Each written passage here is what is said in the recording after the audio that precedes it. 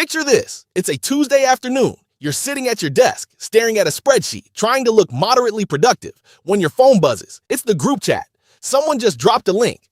You don't even need to open the message to know what it is. You can feel it in your bones. It's a trap.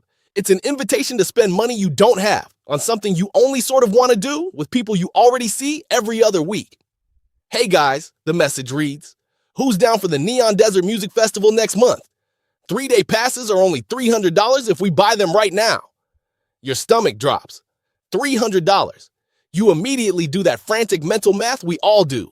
If you move your car insurance payment to next Friday, and if you eat nothing but peanut butter and tap water for the next 12 days, and if you successfully ignore that weird grinding noise your brakes have been making since October, maybe you can swing it. Welcome to Sketch Sense, the show where we take the awkward, stressful, and sometimes deeply embarrassing realities of money and drag them out into the daylight. Today, we're talking about the hardest 5 words in the English language, a phrase that terrifies fully grown adults more than public speaking, dental work, or unannounced phone calls. We are talking about how to say, I can't afford that right now. Let's go back to that group chat. You're looking at that $300 festival ticket? You know logically that you cannot buy it. Your bank account is currently emitting a low warning siren. But what do you actually type back to the group? Do you say, hey guys, I'm currently on a strict budget because I'm trying not to live in a state of constant low-grade financial panic? No, of course you don't. You panic. You look around your apartment for inspiration. You see your pet and you type, oh man, I would love to, but I can't. That's the weekend I have to wash my cat. Yeah, he's very dirty. It's going to take all weekend. Wish I could be there. You hit send. And immediately, you feel ridiculous. You have just told your closest friends that you are skipping a major social event to bathe a creature that cleans itself with its own tongue. Why do we do this? Why is it that, as a society, we would rather sound like unreliable flakes or borderline psychopaths than admit our checking account has a boundary? We invent imaginary distant cousins who are visiting from out of town. We fake sudden, highly specific stomach bugs. We commit to elaborate, multi-day fictions just to avoid admitting that we are trying to manage our money. The reason we do this is because of shame. We carry around this heavy, unspoken assumption that being an adult means you can afford anything that comes up. We suffer from the fear of being the broke friend.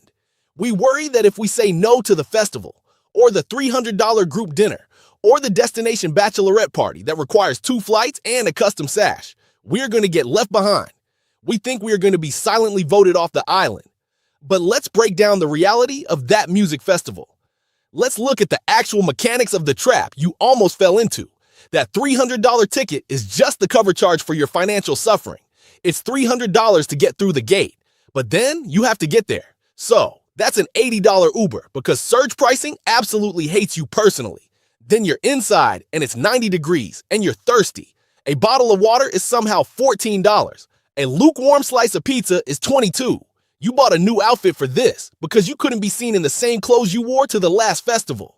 By the time Sunday night rolls around, you were in the hole for $700. You have a mild case of tinnitus, and you spent 40% of the weekend wandering around near the porta potties looking for your friends who wandered off during the second opener.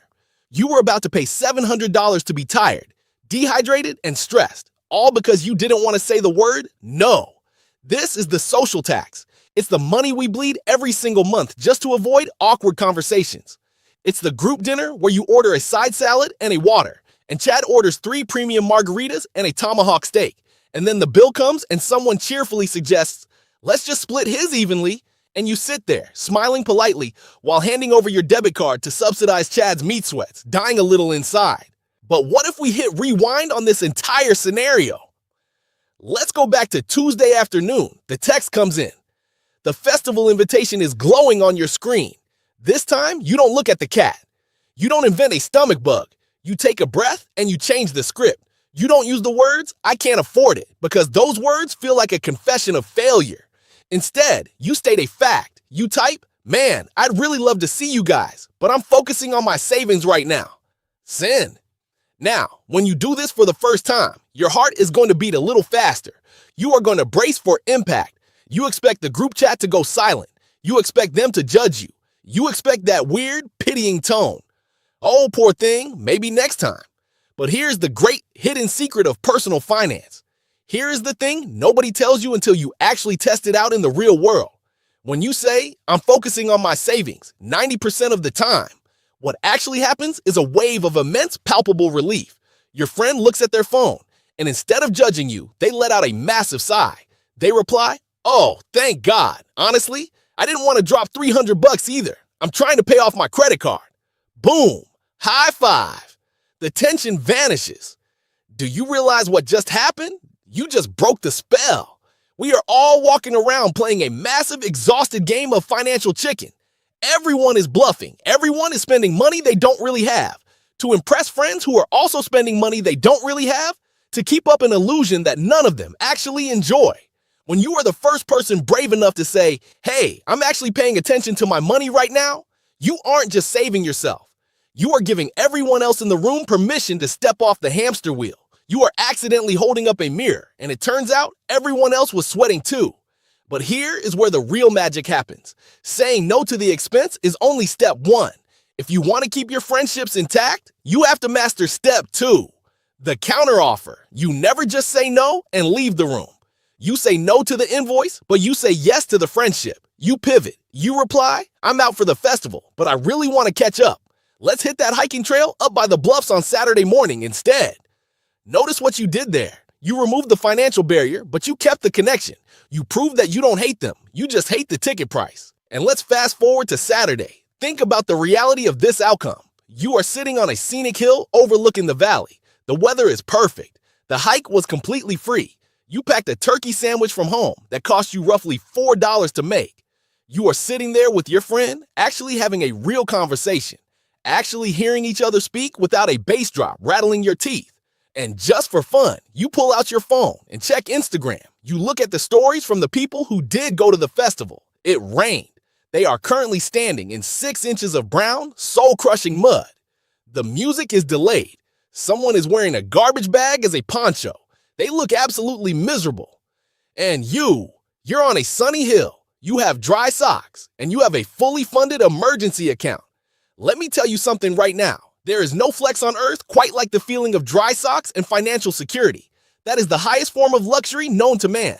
Watching other people pretend to have fun in expensive mud while you eat a $4 sandwich is a level of peace you cannot buy. So how do we actually reframe this in our daily lives? How do we make this a habit? First, we have to change our vocabulary. The phrase, "I can't afford it," implies that life is happening to you. It implies weakness. It sounds like you are the victim of your bank account. But "I am prioritizing my savings," or "I'm directing my cash toward debt right now." That implies power. That implies that you have the money, but you are choosing to deploy it elsewhere. You are the general of your own army, and you are simply not sending your troops to the Neon Desert Music Festival. It's a strategic retreat. It's an active choice, not a passive failure. Second, drop the apology. You do not need to say, "I'm so sorry, guys. I'm just so broke right now. Please forgive me." Stop that. You have absolutely nothing to apologize for. Having a budget is not a character flaw. It is the definition of being a functional adult. You wouldn't apologize for looking both ways before crossing the street. Don't apologize for looking at your bank balance before swiping your card. Third, normalize the cheap hangout. We have been brainwashed into thinking that every social interaction requires a transaction. We think we have to buy a coffee, or buy a cocktail, or buy a ticket to simply exist in the same room as the people we care about. Fight back against that. Invite people over to your messy apartment. Make a mediocre batch of spaghetti. Go for a walk. Sit on a porch. The people who actually matter in your life, the ones who are meant to be there for the next 20 years, do not have a cover charge. If someone only wants to hang out with you when you are spending money, they aren't your friend. They're a business partner in a failing enterprise. The next time the group chat lights up with a terrible, expensive idea, I want you to remember the mud. I want you to remember the sandwich on the hill. You do not have to wash your cat. You do not have to fake a fever. You just have to be the one person brave enough to say the truth out loud. Take your life back. Take your weekends back. Take your money back. If this episode hit a little too close to home, hit subscribe so you don't miss the next one. Drop a comment with the financial nightmare you want us to decode next. I'm your host. Thanks for listening to Sketch Sense, and we'll catch you next time.